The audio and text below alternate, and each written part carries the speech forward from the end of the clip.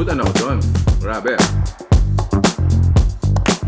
Nanubabo kabalin, kumusta kayo po? My name is Louie and welcome to Where in Pampanga, where we help businesses promote their products and services to our Where in Pampanga community. For today's vlog, we would like to thank Yunami Delights for sending us this Bagnet Chicharon. Alam nyo guys, for the past weeks or days, I've been eating yung mga pinapadala na ng mga products and mga food ng mga business partners natin dito sa bahay. A lot of them are, you know, sweets, cakes, chicken wings, steaks, pasta.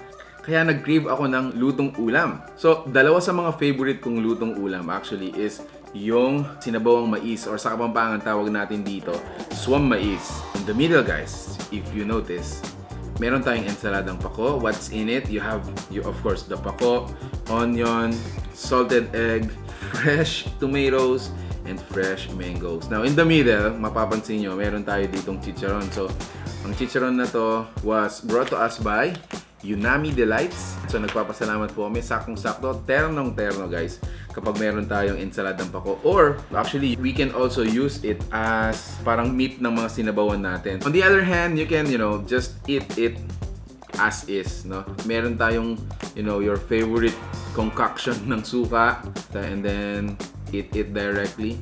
You're done. Oh.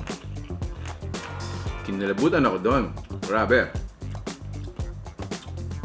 Sobrang lutong, no? Although these products were sent to us like days ago, they are still freshness sealed. Wow. So tikman natin yung pinaluto kong swam mais or sinabawang mais.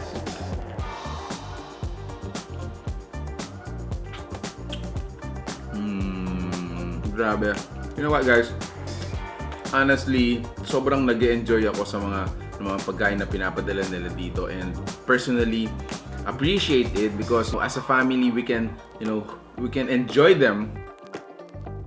Ito yung chicharon na inuulam.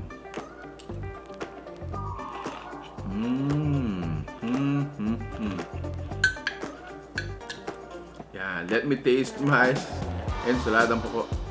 Pako.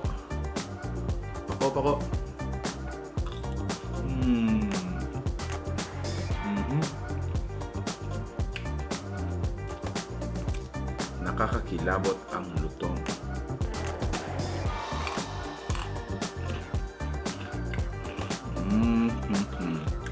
Kayo guys, ano yung favorite sinabawang ulam ninyo? Let us know, no? You can share it at the comment section. Let's talk about it. Ako naman guys, ito super swam mais, sinigang, meron pa kami tinatawag dito yung sinigang sa bayabas, tawag sa Kapampangan, bulanglang. Alright guys, I'm gonna ask my family, you know, to join me eat this lutong bahay. And again, if you're looking for chicharon na nauulam, try this one. Yunami Delights. One of Kapampangan's best.